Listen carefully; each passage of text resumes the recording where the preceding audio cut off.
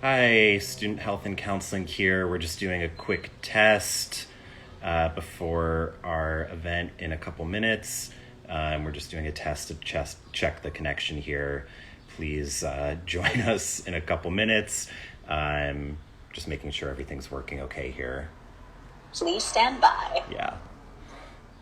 All right, so this should be okay if I do it like this. Again, this is just a test. We're going to be coming back in just a minute. Okay, so I see Dr. Danielle has joined us, so we'll get started here in just a second. I'm just making sure the connection's okay. Good morning. All right, so let's get started.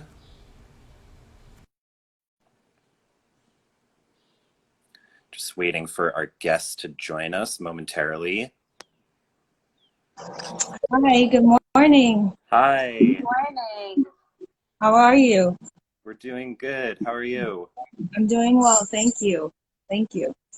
We just wanted to make sure you could hear us okay and that Daniela could hear you as well. Yeah, it's a little low, Okay. but I can hear you well enough. Okay. Can you hear me okay? I can hear you, Daniela. Are you able to hear me? Yes. Okay, Excellent. perfect. That's great.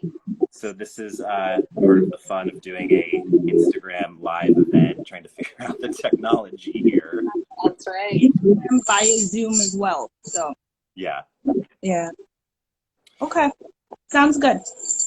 So Daniela, do you want to introduce the event today and our guest? Yes. Well, Dr. Waldron, thank you so much for taking time out of your busy schedule to speak with us today. First and foremost, July is BIPOC Mental Health Awareness Month.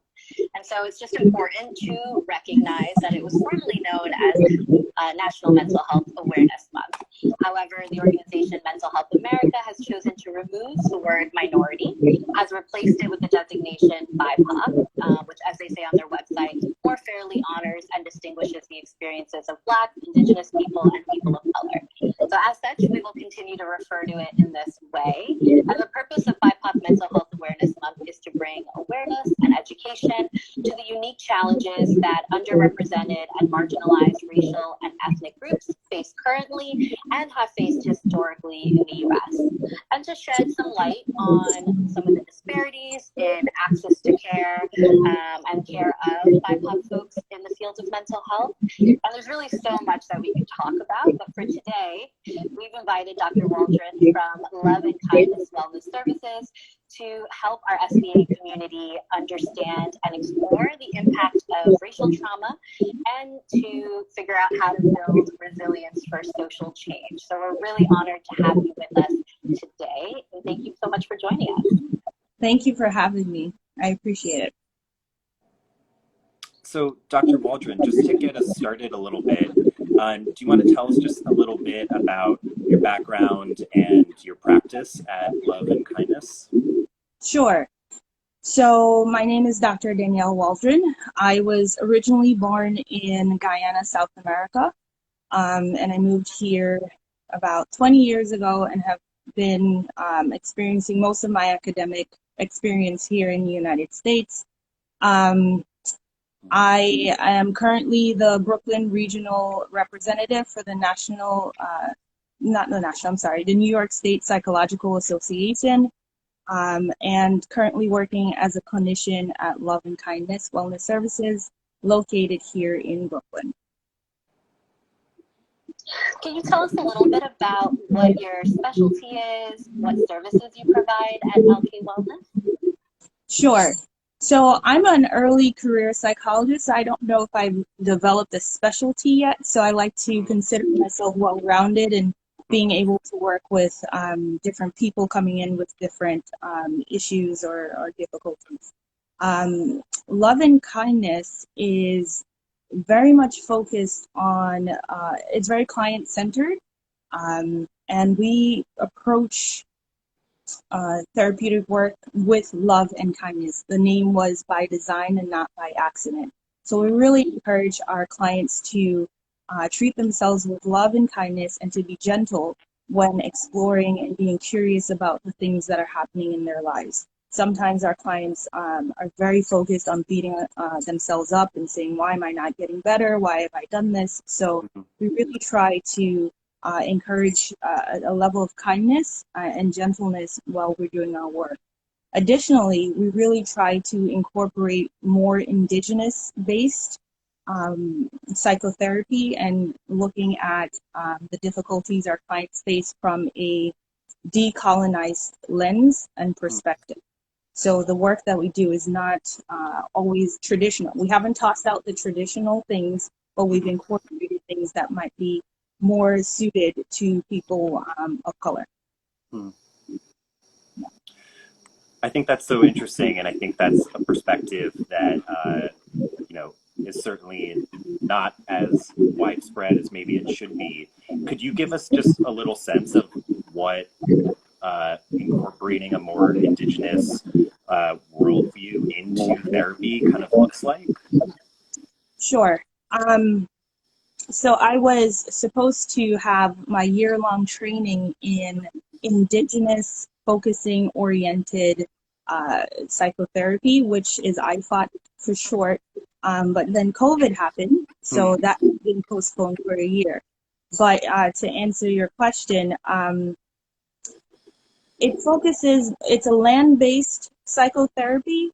So it's focused on drawing power from the land, relying on natural, we call them medicines. So the earth, air, water, what are those things that can help us heal from like a natural perspective? Indigenous focusing also relies heavily on ancestral work. So drawing power and support from our ancestors who've experienced a lot of what we are currently going through and much worse, and trying to draw strength from them and seeking guidance and wisdom from them. Thank you. That sounds really interesting and fascinating and important. And that kind of leads us to our next question. When we envisioned this conversation, we really wanted to talk about the history of race in America, and particularly racial trauma.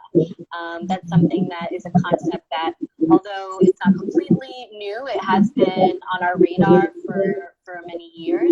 It's becoming more present, more of the subject of conversation recently, and particularly in the last few months in light of everything that's been happening after George Floyd's murder and the subsequent uprisings. And so we really wanted to spend some time trying to understand what is racial trauma, and can you tell us a little bit about that and how it shows up for clients that you might be working with? Sure. That's a great question. So racial trauma is a form of race-based stress. So it is a BIPOC's reaction to real or perceived threats of racial discrimination. And I think it's important to emphasize the perceived as well, that it doesn't necessarily have to have happened, but just the threat of it being a possibility also leads to this racial trauma and this feeling of racial discrimination.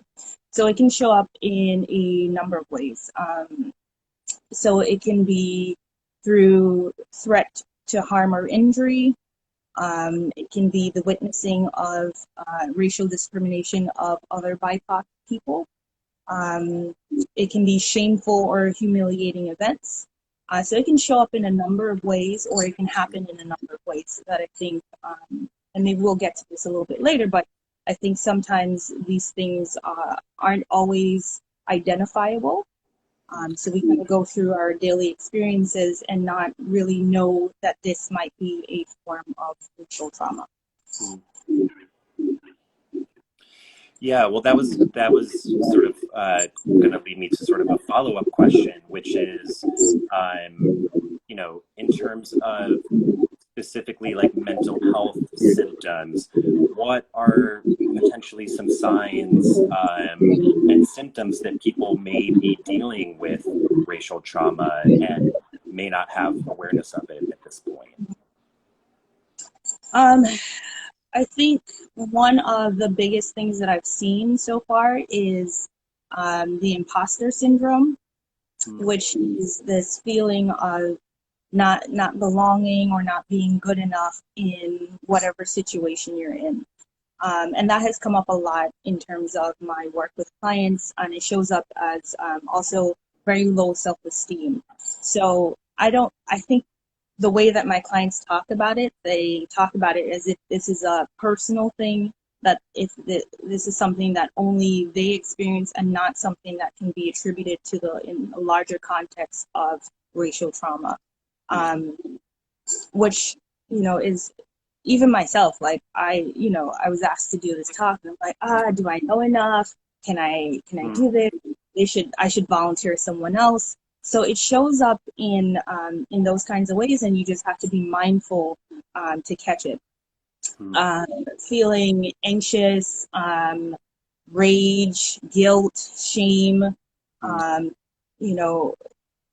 some ways I think about that might not be necessarily related to mental health, but even figuring out where you're going to travel, right? I just recently had a discussion with a client, and the client wanted to go away on vacation, obviously not internationally, but within the United States, and they didn't know where to go, right? They had to contend with like which states were spiking with COVID rates, that they couldn't go there, but also places that they felt might be racist or have a lot of people who hold racist values, and have decided, well, I can't go here and I can't go here, and kind of limiting their experience of the United States, of the world, of travel, of life.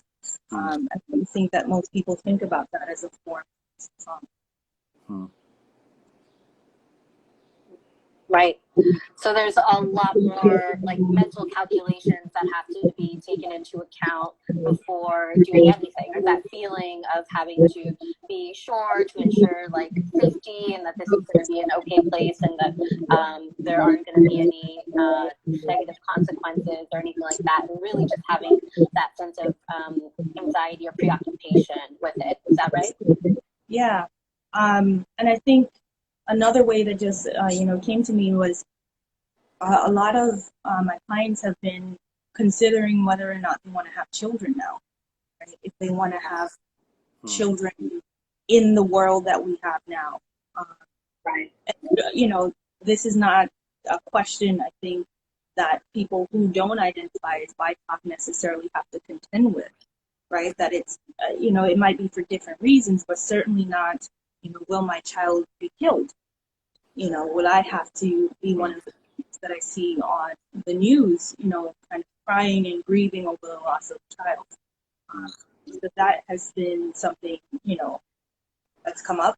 Friendships have been tested as well, determining who you can be friends with, how vulnerable you can be with certain people, because you're not sure of where they stand, what their values are, and whether or not this is someone that you can trust to be open with.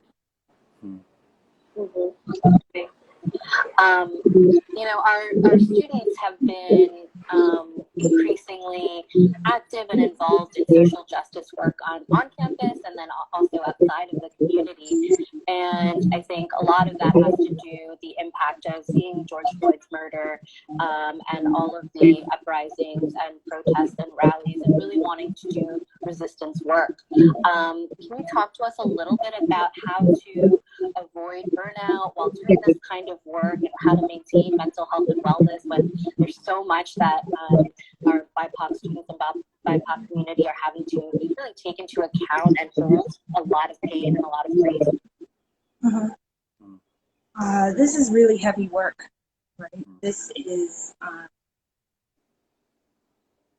and it's not new work either, right? This is, our ancestors have been working on these problems in different variations for many hundreds of years. So I recently went to a healing circle, which was one of the nice things that came out of the recent unrest, has been a larger sense of community, or a greater sense of community. And in one of the healing circles, they talked about the formation of birds and how they fly, and they kind of fly in a V, right? and that the bird at the front is the one that is cutting through the air current, right, and doing most of the work. And that the birds at the back are the ones that are doing the least amount of work, but they're still in that formation. So when the bird in the front gets too tired, it falls to the back, and they shift up. And I think that was very powerful for me, because there's a push and there's an urge to just rush out and do all the work all the time. That you have to be the individual person to carry the torch. And I encourage students and anyone that's listening to think about it in that way. So once you have done the work and you're starting to feel a little bit tired, fall back. Give other people the opportunity to take the lead so that you can get rest, right? Audre Lorde, I'm paraphrasing her, said, rest is resistance. So being able to rest, being able to understand how your body is feeling. If you've exhausted yourself, you can't do the work, right? So don't get to that point where you have burnt out completely and it's going to take you long to charge. So allow other people to take the lead while you take some rest, and switch up your protest, right? You don't have to march all the time to protest. You can calls to your local official, you can email, you can donate. Figure out a way that while you're resting your body and your mind, you can still do work without feeling like you have given up. And if your body is saying that I need rest, or my shoulders are tense, get a massage. Even if you can't, maybe you can't afford a massage, take a bubble bath, something to acknowledge your body and mind at the same time. So you have to be close to 100% to do this kind of work and to do this. So there is no shame in taking rest. So that's what I would say about scientific burnout. I really love the imagery of the bird formation, because I think that speaks to the experience that so many of our students are having, where sometimes questions of guilt come up around, like, am I doing enough? Am I doing enough now compared to what I was doing a month ago? Am I still being an ally if I'm not out protesting every day? And I think, that's one of the messages that we've been trying to reinforce to our students too, is that you can show up and do this work in a lot of different ways, and maybe it evolves and changes over time. Absolutely. And I think that sometimes, and maybe this is a little bit of a conspiracy theory, but I think sometimes people wait for the cries to die out, right? That they just kind of ride it out and say, okay, well, eventually these people will get tired and they will stop protesting, and then things will go back to the way that it used to be. So if you're going to protest smart. You do it in a way that is going to ensure that it's long lasting, and it's not something that's just in response or reaction to the recent police brutality.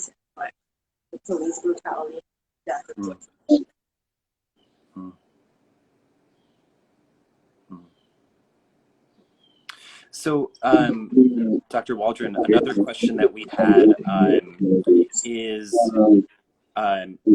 how BIPOC students can process and heal from collective grief and loss in healthy ways. And, I know one of the most difficult parts of that challenge is that these issues are so chronic and so ongoing, and it feels like, there's never a rest from them, right? There's not, it just sort of keeps happening and keeps happening. So with that chronicity kind of in mind, what would you recommend to students? You're right about that it is, racial trauma is different from PTSD, whereas PTSD might be one event, or maybe like a series of events that happen kind of close together.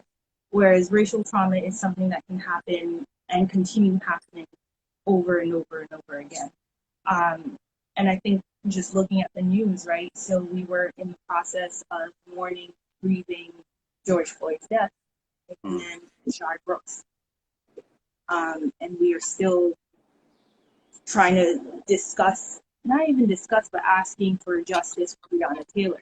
So there is no rest, right? There is no break in saying like, okay, we're going to have, a couple of years where no one is going to die unjustly. There's none of that. So it's really hard to heal in the midst of these things that keep happening. But it doesn't mean that it cannot happen. So one of the things that I think is really important is to acknowledge and affirm your experiences. So acknowledge that this is painful, acknowledge that this is a significant event that has its basis or origins in this.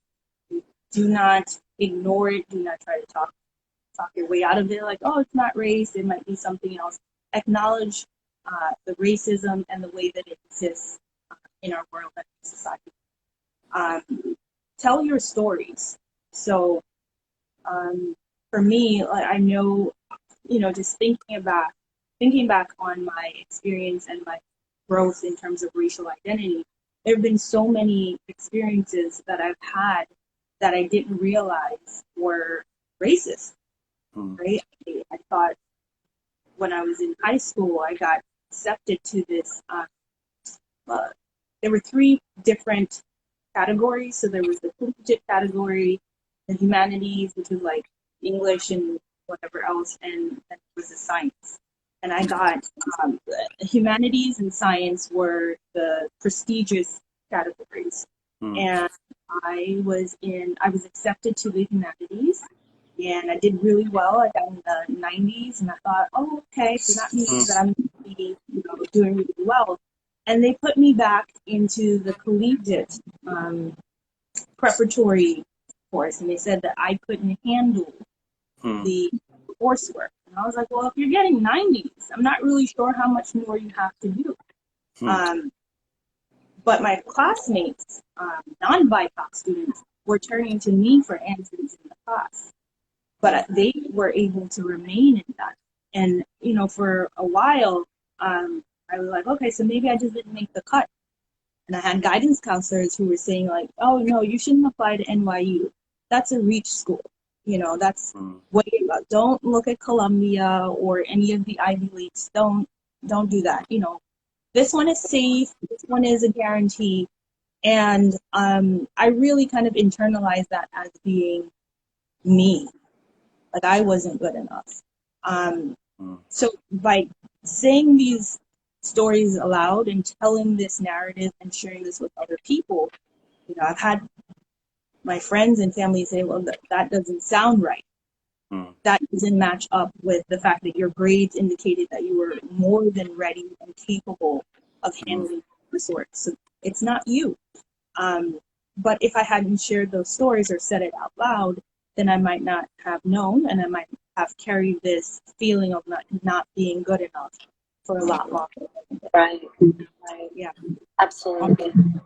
Yeah. So you're really speaking to the importance of community support systems, speaking to someone, maybe even a professional, mental health counselor or psychologist, social worker, just how important it is to really be communicating your experiences and sharing that with other people, or even just processing it on your own as well, and taking the time to maybe write about it or speak about it in other forums. Can you talk about other tips or suggestions that you may have for our BIPOC students to fight against this internalizing that happens of white supremacist values or racist beliefs or belief systems about themselves, which can really impact and affect self-esteem? Absolutely. A lot of what we know about our culture has been taught from a white lens. and it has been diluted and distorted in a way to make it appear as if these things weren't as bad as they actually were. So in terms of tips, I think it's really good to have a community of people. So I have different communities.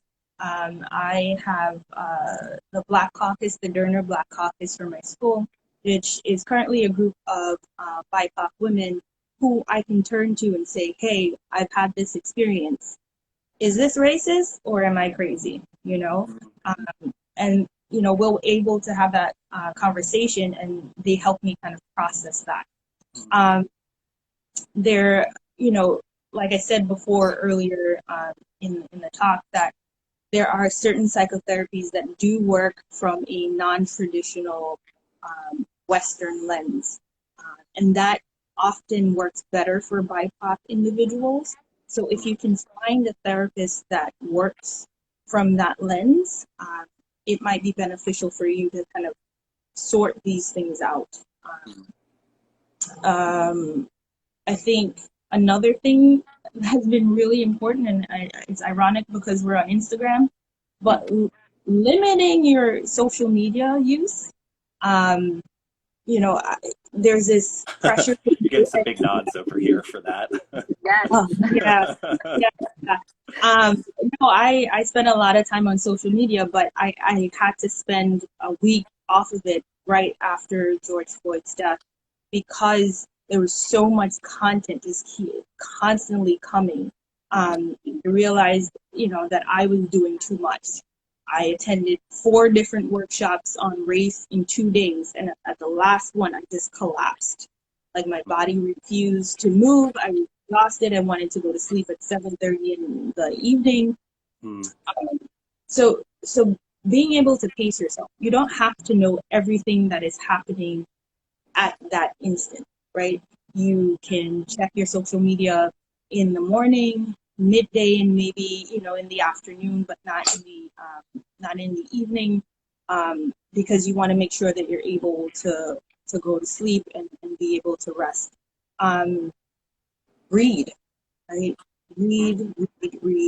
Reading is really important. My journey into, you know, kind of pulling back that veil of racism exists, but maybe I haven't experienced it. My journey in like removing that veil has been rather recent, because I wasn't ready to think about it. I wasn't ready to see it. So now I've kind of immersed myself into reading and to unlearning the things that I've learned. So How to Be an Anti-Racist is a wonderful book by Ibram Kendi. The Post-Traumatic Slave Syndrome by Dr. Joy DeGruy. The Racial Healing Handbook by Dr. Annalise Singh. Those are the ones that are in my rotation right now, to just really get a sense of not only my history, but what I can do to heal and to be progressive and be the activist that I want to be. And taking your time, right? This is not something that you have to do in the next month or 2 months, that you just have to take your time and kind of challenge yourself, but not harm yourself, right? Be aware of what you can read, what you can see, what you can listen to, and not overwhelm yourself to the point where you're causing yourself anxiety or stress or re-traumatizing yourself because of the things that you're exposing yourself to. Thank you so much for those resources. Those are fantastic suggestions. And just to let our students know, our community know, that Student Health has also created a resource guide as well. That's kind of a work in progress, and it's available. You can find it on Instagram. The website is Linktree/SVA Student Health. And just as a place to start, right? And we all kind of need a place to start to begin looking into what our resources are and what our options are. And hopefully that would be helpful for some of you. Thank you so much. Well, I think what you were just saying also speaks to the fact that, you know, this is an ongoing, hopefully lifelong process for all of us, right? And there's not ever going to be a point that we reach this like definitive, okay, I've learned everything I will ever need to know to do anti-racism work or to be a good ally or any of these things, right? Always a work in progress. There's never this magical point that we reach where we've got it all figured out. Yeah. And I also really appreciate that Dr. Waldron was speaking about self-care and the importance of like really paying attention to our bodies, our minds, when we need a break, when we need rest, making sure that we are taking care of ourselves in this process as well. Yeah. Nipsey Hussle, to quote him, he said the marathon continues. Right? That's right. And this is a marathon and not a sprint. So we have to pace ourselves to go the long haul, for sure. And self-care is definitely one of the biggest tools to make sure that we do sustainable work. Oh, and I forgot to mention, so LK Wellness does, we do grief workshops, and we have a Black Women Speak workshop, which will be on Friday. On Zoom. So this is also a place where we for the grief workshop, we kind of process our grief as it relates to racism, trying to heal in that way. And Black Women Speak is an attempt to speak about those racial narratives that I touched on earlier. So those are a couple of other resources. And I have Conversations on the Couch with Dr. Danielle YouTube channel, where I touch on all things mental health as well. So those are some additional resources for your students and your viewers. Fantastic, yeah. Dr. Waldron, so, recently as our students have been getting more involved in advocacy work, in activism, inevitably there comes these different points of resistance, right? Where either people or institutions, a whole spectrum of opposition, right? Of sort of like actively opposing those efforts to trying to kind of like slow walk them, or, it shows up in a million different ways. But for young people, especially who may sort of just be getting involved in this work, how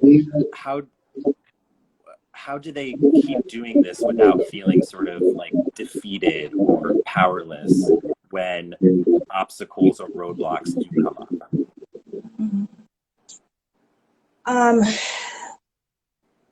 I don't know if there's anything that I can say that would indicate that they are going to not feel powerless or helpless. I think you feel it, you acknowledge it, and you keep going regardless. We are, like I've said, this has been hundreds of years in the making, and our ancestors have gone through so much, much more than we have gone through, not to belittle or devalue our own experiences, but things are quite different than they were 400 plus years ago. So they didn't give up, right? And they weren't defeated. And it was their perseverance that allowed us to be in this space and to be able to use our voices and our bodies in ways that we're using now. So my approach is to acknowledge it. I feel defeated and I feel helpless, but I have to keep going regardless. There's always going to be pushback.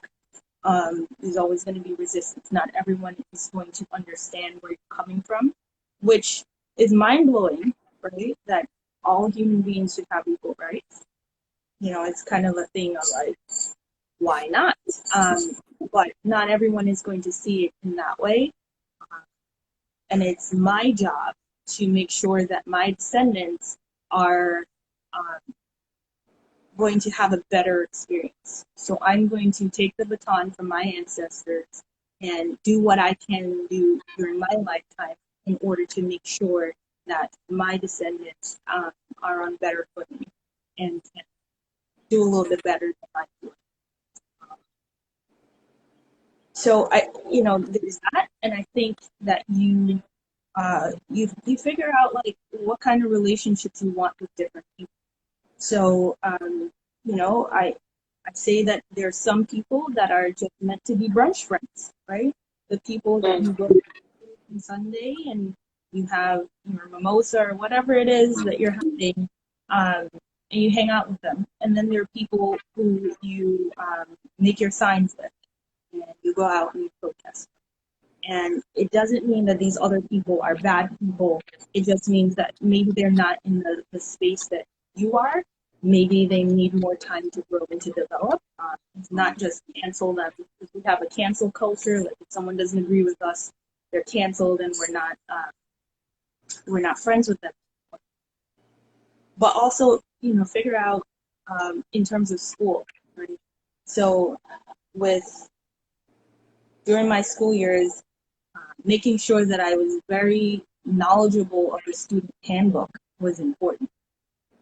So knowing all the ins and outs, knowing what I could do and what I couldn't do, and then doing those things that I could do, but also reaching out to a trusted faculty and saying, hey, this is a problem for me.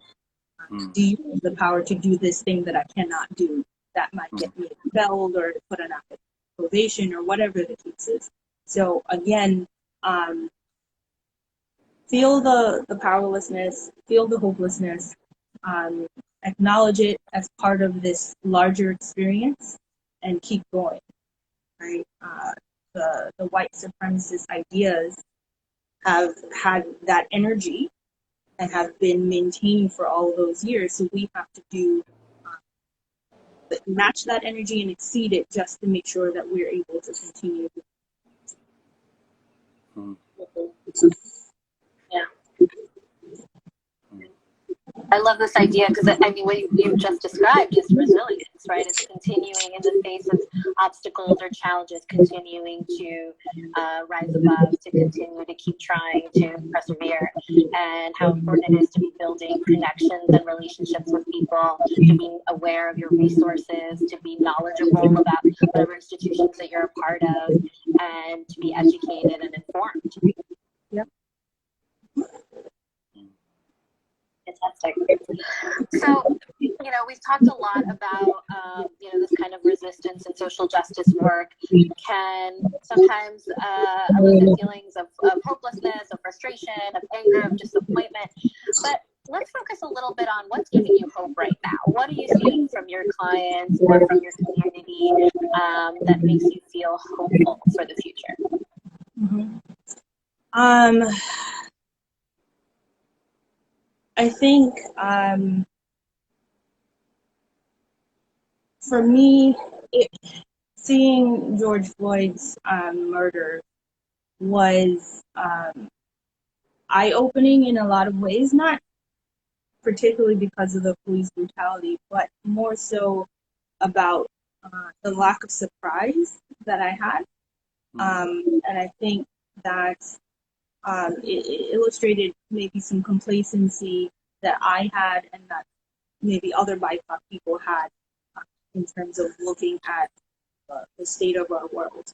And what's given me hope is this awakening, right, that's been happening, where a lot more people are more community focused. Like I said, it has been really nice to see BIPOC people gathering and supporting each other. And I think that in terms of my clients, that, even though our work shifted to processing the feelings that are coming up, that it hasn't been a reaction to this incident, but it's been more consistent, that the conversation has included race more, that they've been more open to thinking about the collective experience. When I usually ask my clients, when the session starts, like, how was your week? And during the week of George Floyd's murder, there was a collective knowing of, like, the answer to this question, Dr. Why you and it went without words, right? Just the facial expression. So I think there's been a sense of community and growth and connectedness that has been really nice. And I think that being able to draw on the strength of the community and of the collective is what gives me hope. Right? So I know that I have to do my part to, again, be a better ancestor to my descendants. And that I don't have to do it alone. That there are other people out there who are just as passionate, who are working on front lines and who are working on the telephones and who are enabling, pushing for justice in ways that we don't even know of. So that's been really good to know that I am not alone and that I don't have to carry this burden by myself. So that's been helpful. It's beautiful. I know that one of the things that have been giving me a sense of hope, and Brett, maybe you can also answer what it has felt like for you, but seeing our students use their skills and their talents and their artistic abilities and their creativity to try to encourage and bring about social change on campus, to educate fellow students, faculty members, and staff. That has really been inspiring me and moving me, and continuing to use. We all have our own internal resources and abilities and skills, and they may look different from one another, but if we're able to kind of use them and be aware of where our strengths lie, we can really get much further that way. We can really push movements forward and start revolutions and do all of those kinds of things if we continue to work together. So I find a lot of hope in that. What about you, Brett? Well, as Dr. Waldron was speaking, I was thinking, sometimes we get asked, or sometimes I think about, what is the purpose of therapy and doing therapeutic work? And, sometimes there's this perspective that it's very individual focused, right? And it's very about fixing my problems or, helping me gain insight sort of for its own sake. And I think what you were really speaking to is that you can do that work to then engage in community and engage in activism. And it's for a much more collective purpose. It's not just sort of to gratify our egos about, how much insight we have and how smart we are and all the connections that we can make. It's, if we want to, it can really be for this larger collective purpose. Yeah. What do you do with those tools that you learned there? Grab a friend and say, hey, did you know that the imposter syndrome could be tied to race? What do you do with the things that you've learned and the improvements that you've made? I think it's also really important.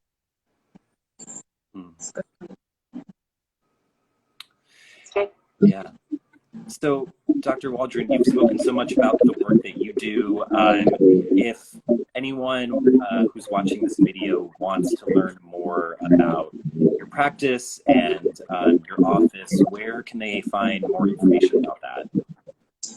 Sure. So you can follow me at dr.danielle.w on Instagram.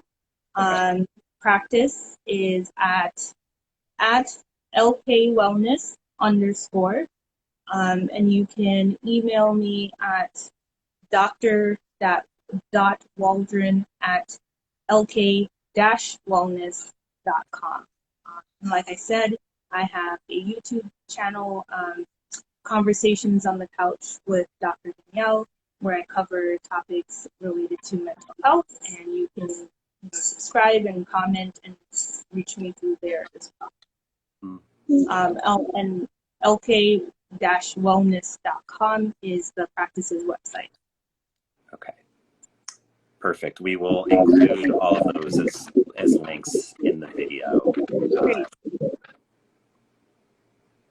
And we'll have this conversation and conversations that are coming up later this week available on Instagram as well. And we are building up our YouTube channel as well. So you can search SBA Student Health Counseling Services to learn more, to have access to more resources.